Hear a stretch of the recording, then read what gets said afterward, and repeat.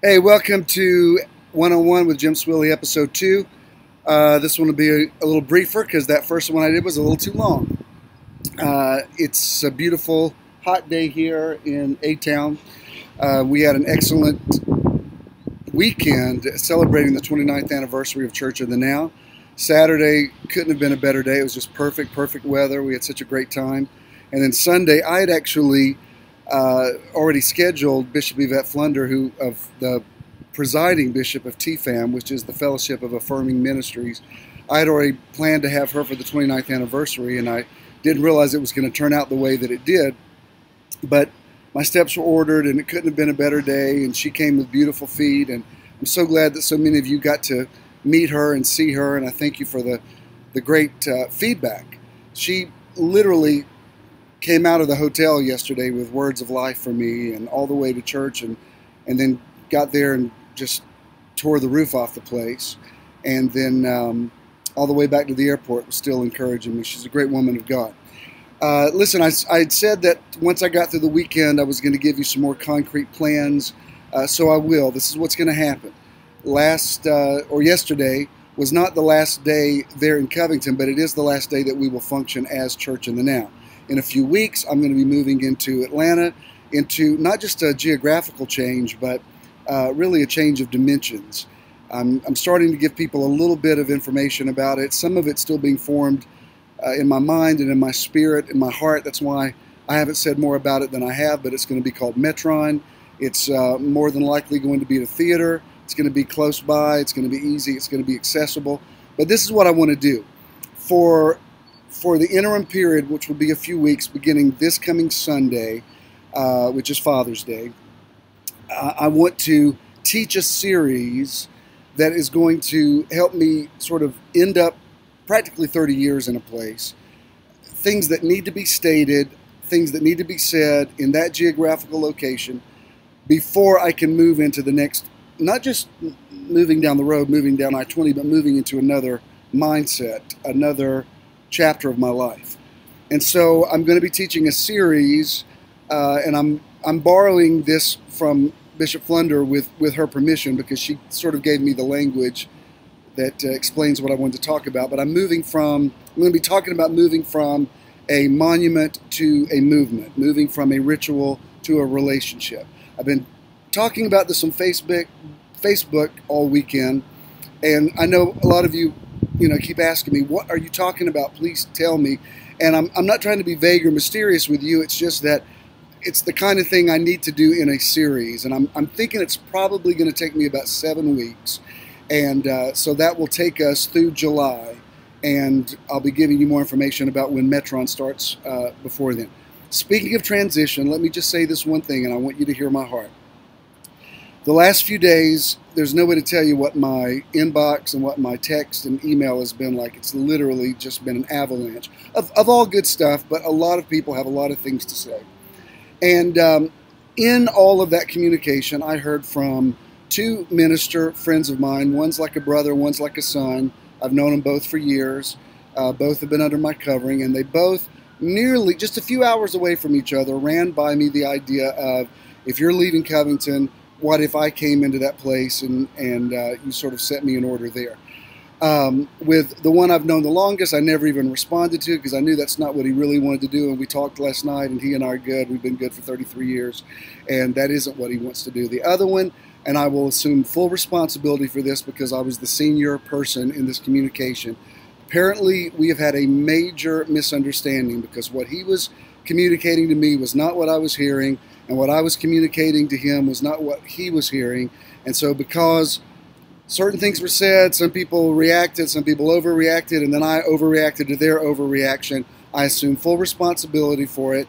I will say in my defense, any pastor would have probably said the same thing, but this is someone who's from a family that I love, has been a part of my life for 40 plus years, and anybody who knows me would have to know I would never do something to hurt somebody that I love like that, somebody that I've feel like I've spotlighted their ministry. And unfortunately, that wasn't communicated well, and now people have been hurt, and there's a ministry that's been ended, and you have to know that was not my intention. I certainly am not trying to end somebody's ministry, especially somebody that I've believed in. I'm aware that some of you are very upset, and I've read some of the things that you've said. I can only tell you, integrity can't be proven. It has to be discerned. You either know me or you don't.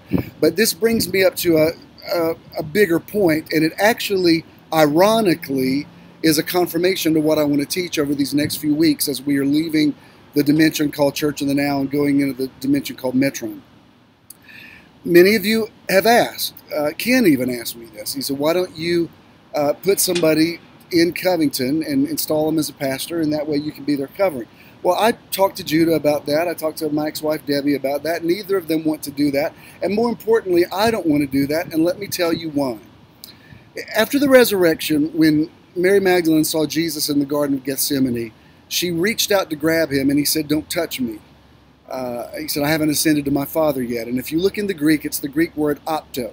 And it means that the implication is that when she went out to hold him, she was wanting to hold him in the dimension where she knew him as a man, as Jesus. She didn't want to know him as the resurrected Christ. If I were to install a pastor, and I could have installed either of these gentlemen that ran it by me because I love them both, I trust them both, they both have revelation, they're both great preachers, they're both great pastors.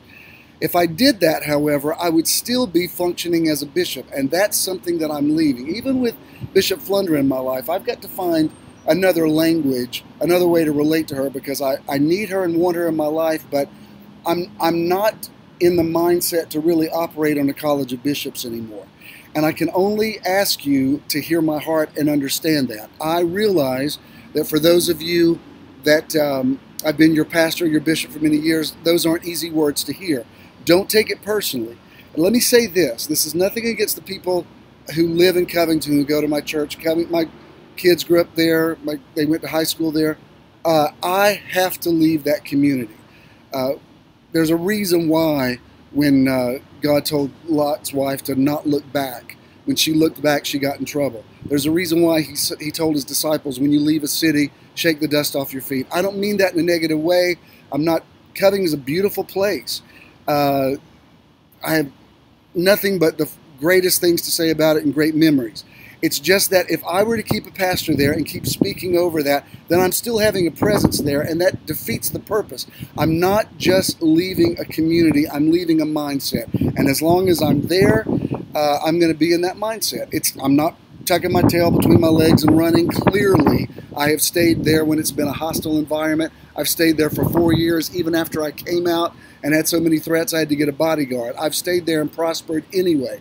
We had a packed house yesterday. We could go on with some adjustments. I don't have a financial problem. I don't have I think I do have a communication. I need to work on some communication. Let me just say again, I don't want to sever relationships with people that I love. So please forgive me and know that even if I said something you don't like on Facebook, please understand I am a human being who's dealing with major transition in my life and bombarded with opinions and people telling me this and that, and I'm not going to talk about it anymore. I've said what I've said. I love everybody. Please forgive me. Please don't injure ministries. Please don't make me that important in your life. Let God be God. I'm a voice in your life, but I'm just a man. Don't deify me. Don't put me on a pedestal, and then you won't be so upset if I say something you don't like. I've been telling you for years I'm human. I don't know how many more ways to say it.